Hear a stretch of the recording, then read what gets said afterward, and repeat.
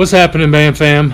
It's Austin with Bam Bassin. Kind of had an idea and just wanted to share it with you guys and see what y'all think, but I'm just going to go for it.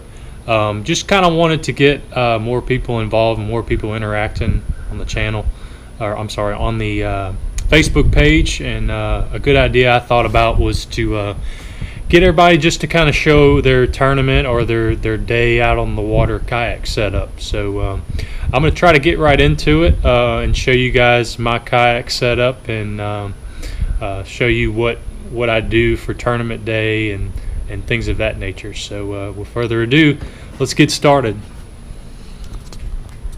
So here's my kayak setup. Excuse the mess on the ground. This is the Hobie PA14. I got it on a new to me trailer that I got from one of my neighbors. He actually basically gave it to me and it kind of worked out great. So what I'm going to do, I'm just going to start from the front. Here's the way I secure the kayak to the trailer. It actually came with this little rubber piece and there's just a bolt that runs through, and I just have a little lock.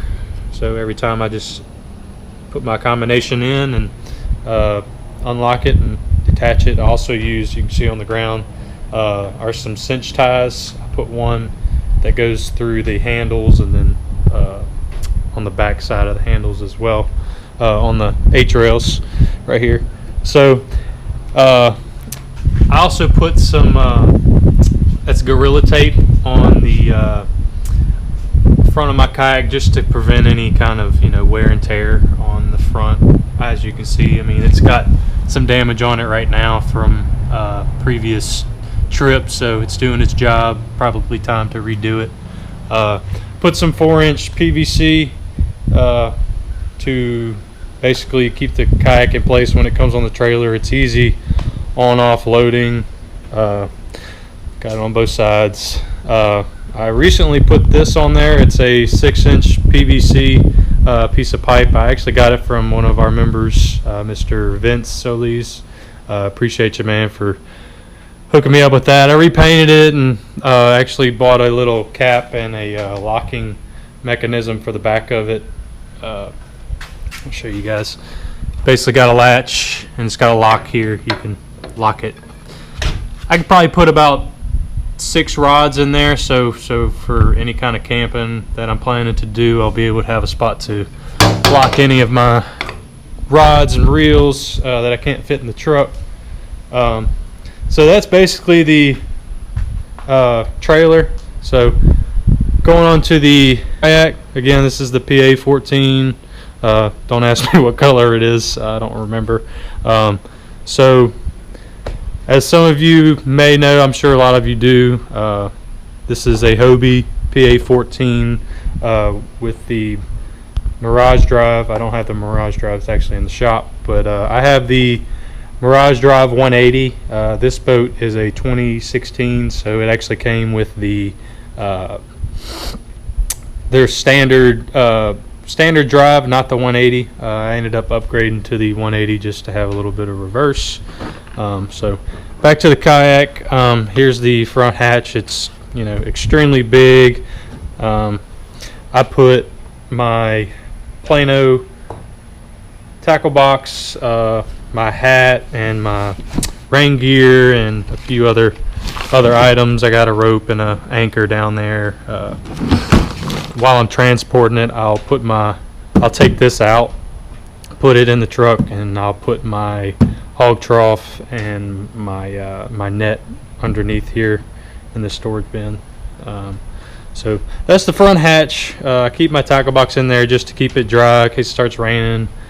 Keeps all my soft plastics kind of in a covered spot so they don't start melting in the sun or anything of that nature. Moving forward, it's got 6 rod hold tubes that go all the way down. It's also got some back supports for the rods, so they go basically from here, excuse the trash, and they go into these 3 little slots. I use the hell out of them. I've heard quite a bit of people don't like to use them, and they use, you know, some kind of crate or something in the back. But I actually love them. Keeps the rods out of the way, keeps them from, you know, I try to put a few of them that I'm using a lot kind of up here and still in the little back supports, and they sit fine here. But when you get into some trees and stuff, man, you put them back into those rod tubes, and you know, there's nothing that's going to catch on them, break a rod, things of that nature. Again, that's where the Mirage Drive sits. This is the front hatch. This is a power pole. This is my spare, you know, controller, remote controller. I keep a Sharpie for all of my identifiers. I got all kind of spare identifiers in there. So in here, I want to show you guys this little setup here. It's a, don't ask me how it's Optica. It's basically a you can recharge this thing. I think it lasts for about 7-8 hours. I got it on Amazon, but I thought it was a pretty neat little setup. So you open up this little front piece. As you can see, I have two, if I can get them, it's kind of hard with one hand, 2 GoPro batteries that slide in there. As you can see, the red shows it's charging. It also has a little USB for charging my phone, and then that's the input for charging.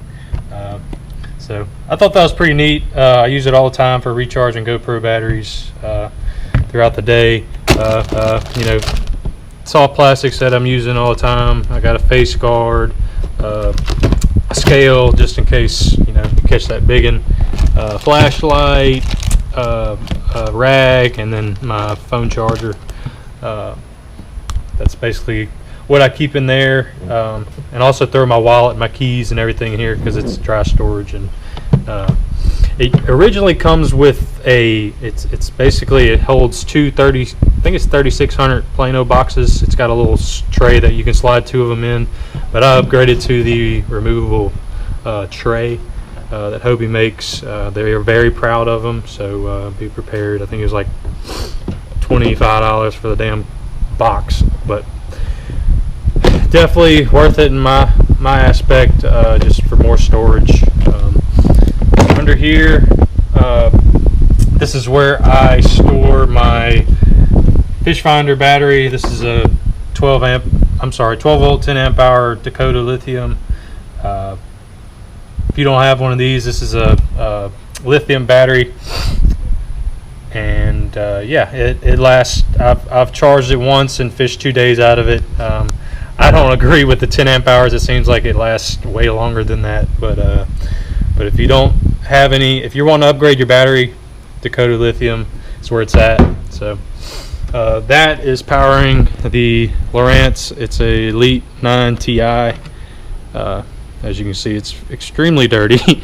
Haven't cleaned it yet, but it's got the side imaging, down imaging, sonar, GPS, all that fun business, and sweet little setup. It comes, Hobie comes pre-set up with the through-hole transducer wire, and it got little sealers and plugs, which is really nice. So moving forward, this is the Hobie Vantage seat. Basically, if you want more info, they got a million videos on how these work. They're pretty nice. Got a lumbar support. You can adjust this. You can adjust the back, and that's the life jacket I use. It's a pull string inflatable. It's got a little zipper here that I use to store my power pole lanyard that I use all the time for adjusting my power pole. Let's walk to the other side. This is another Hobie accessory. It's just the overhang crate that I basically have my scissors, my fish grips, and then inside I have all kind of spare. That's a bunch of power pole mounts in case I drop anything in the water. That's some spare clips for the Mirage Drive, some spare just different tools and stuff in case something happens on the water. I got something to get me by for the day. So I enjoy it. I use it all the time to throw like my spare baits in case some of them rip. It's got a little strap, so that's always nice. I have the Hobie rod tube that goes onto the H rail. So for instance, if I catch a fish, I stick the rod in here, and now I have two hands to deal with the fish and my line and all that fun stuff. So that's kind of the setup I have for that. It kind of keep it angled so it goes towards me, and the line's kind of towards me in case I need to retie, or again, like I said, put a fish, in the live well, all that stuff.